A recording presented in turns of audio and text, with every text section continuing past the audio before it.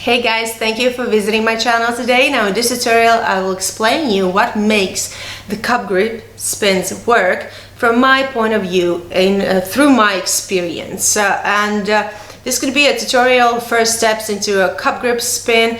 I will go through the baselines, what do you need to work on to make sure that your cup grip spinning is safe, secure and powerful. The thing about cup grips is that they are not the usual preferred grip, especially if you're beginner intermediate level, but the secret behind them is that you need distance to make your cup grip safe. So once you take your arm into your cup grip, if you walk closer to the pole, you will feel that you want to take the arm higher.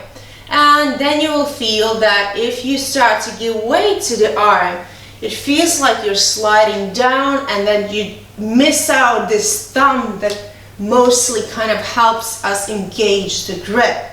So the cup grip is not about the thumb, it's about all of your fingers put all together and create a distance. So the more of a distance you have, the safer the cup grip is going to feel.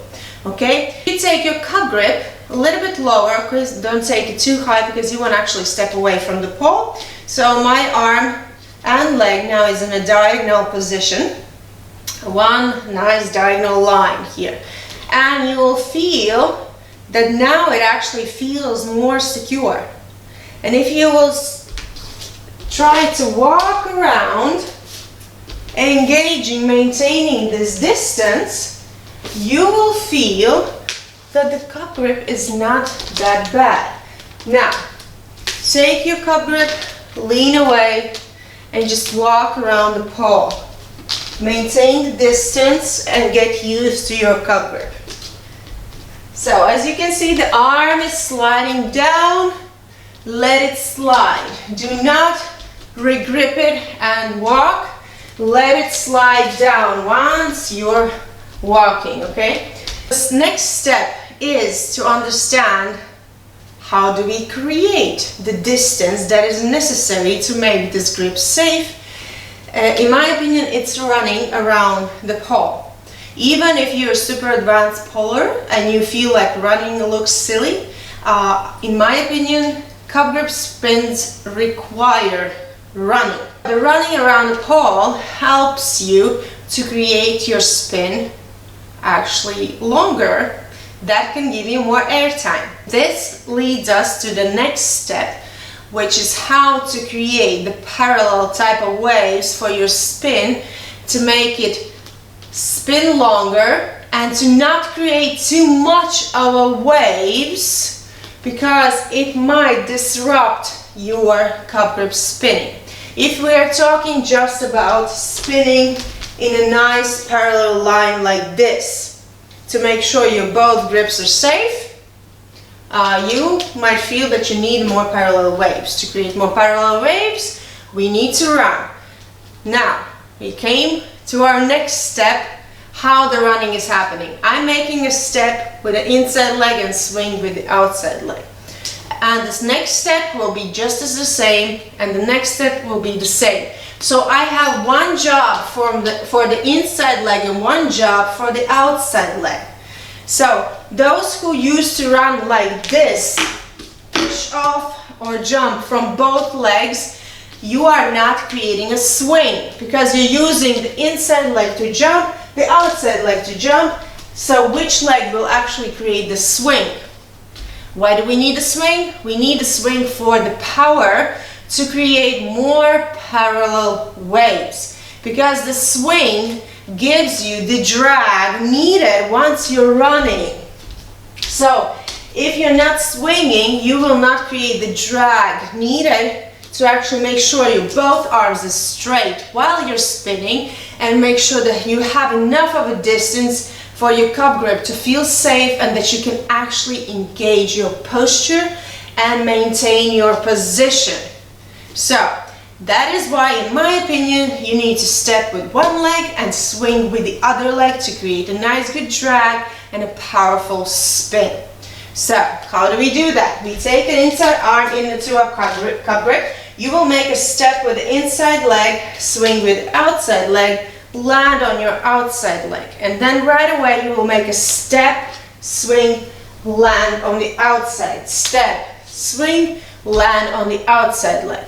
Okay? So once you make a step, you need to push yourself through space a little bit more forward each time, because the swing is not working if the step is not working.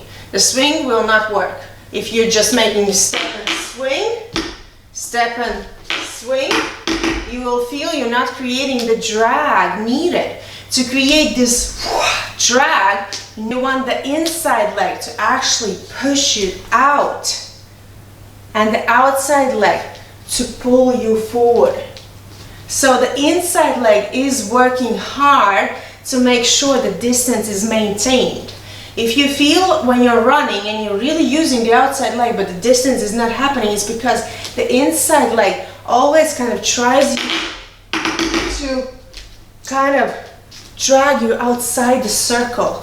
It will not happen because you're holding with the inside arm strong, hopefully.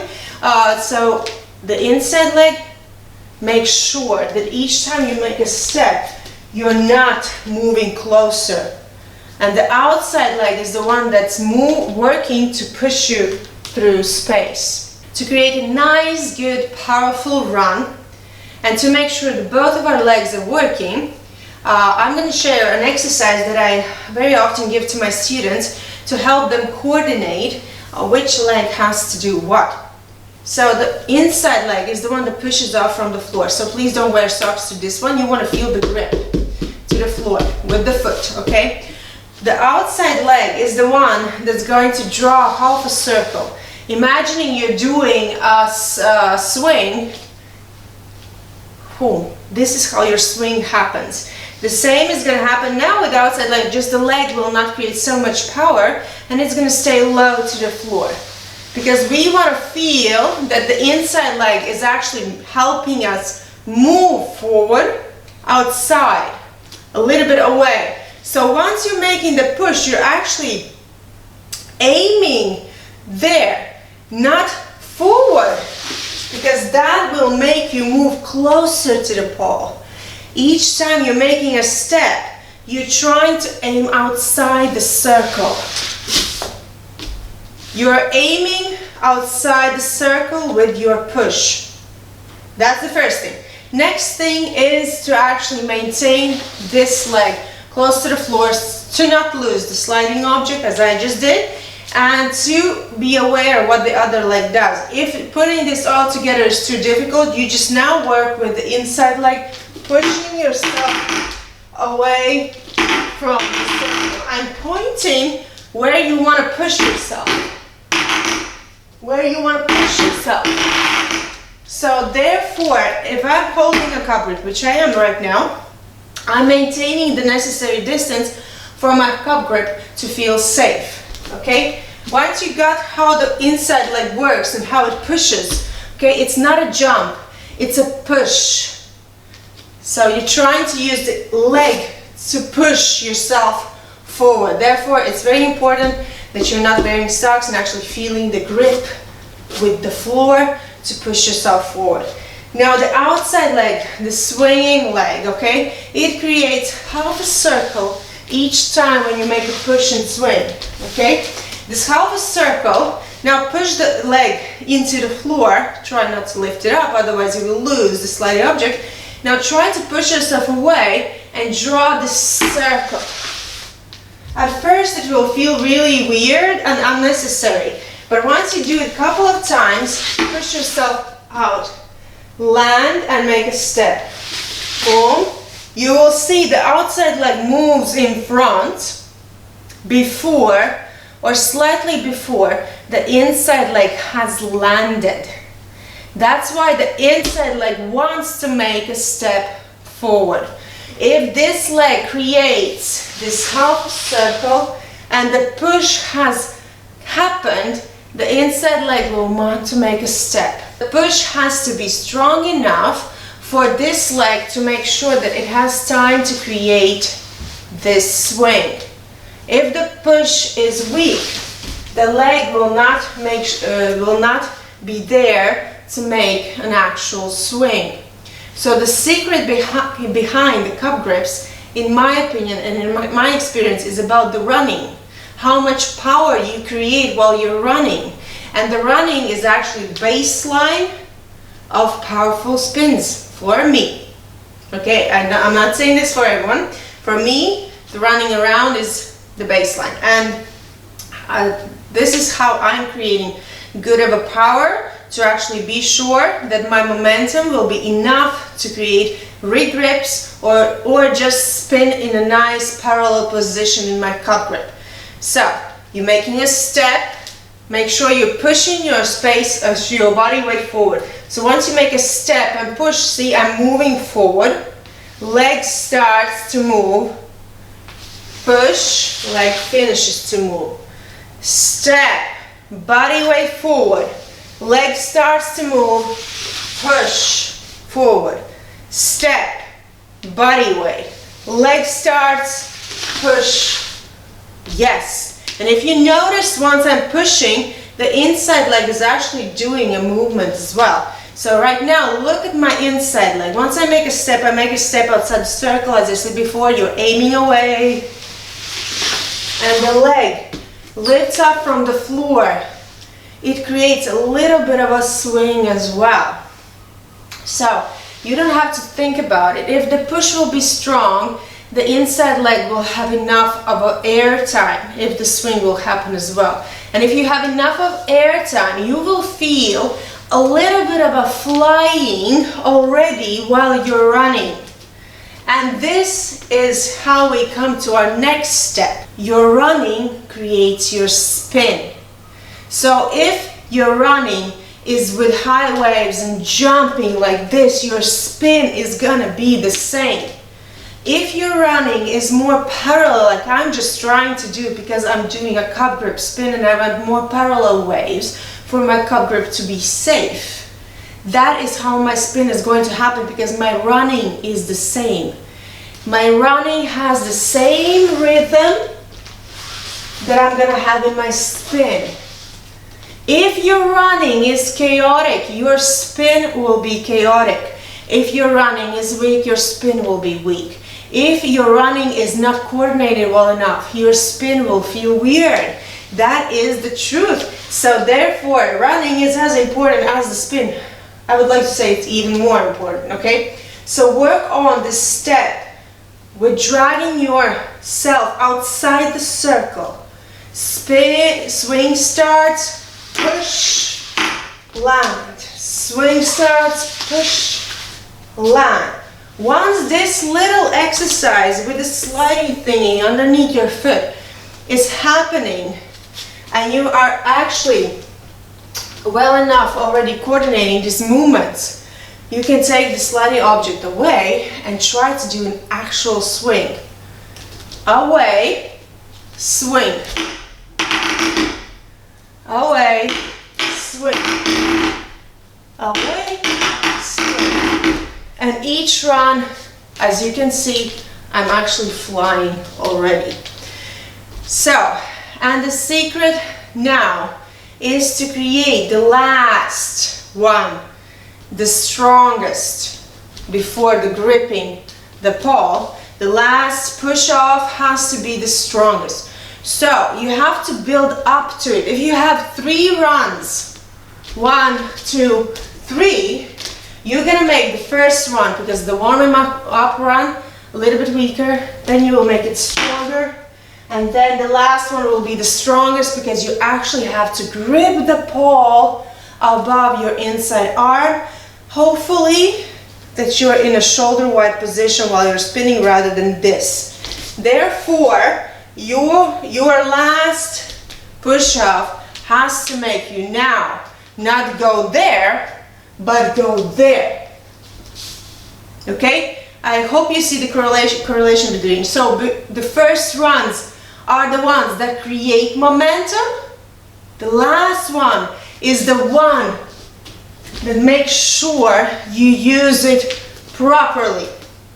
Okay? So step away, swing, land. Step away, swing, land. And the last one will be And the last one doesn't go right away here. It goes through, wanting me go away from the circle to move here. So this outside arm helps me. Each time when I'm pointing my outside arm, I'm trying to reach there, trying to reach away. And the last one, I am trying to reach away, and through that away, I am jumping to reach my arm as high as possible to make sure that my cup grip spin will be as parallel as possible. Okay? I'm gonna switch arms here. My right arm got a little bit tired. So right now, I'm gonna do 2 runs, build up to the last 3rd run, then push off, grip, and spin. Okay, and I want you just to see while I'm spinning what happens before that and while I'm spinning. So step swing, and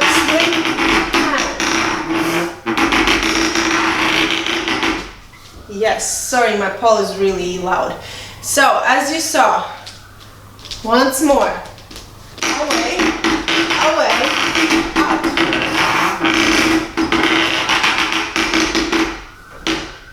So the body is nice and straight and engaged. The next thing is that you have to engage your position while you're spinning. Make sure you're not falling into your shoulders and you're not trying to drag them down. You're not dragging your shoulders down. You're trying to engage your shoulders. The engagement comes from holding your core and shoulders.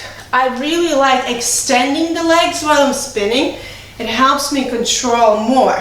So if you have the space where you can actually extend the legs, it will actually help you a lot to improve your cup grip spinning. Now, remember, the distance is crucial. To create the distance, you have to use one leg to do one job, other leg to do the other job. Okay? Move yourself, aim outside the circle to feel the drag away. Okay? And make sure the last step is the one that helps you actually move higher so you can spin longer. Okay? If your last jump will be last push off will be weaker, your arms will be too close together. If the arms are like this, it's actually harder to engage your shoulders. When you're running in your cup grip, you do not regrip your arm. It stays in one level.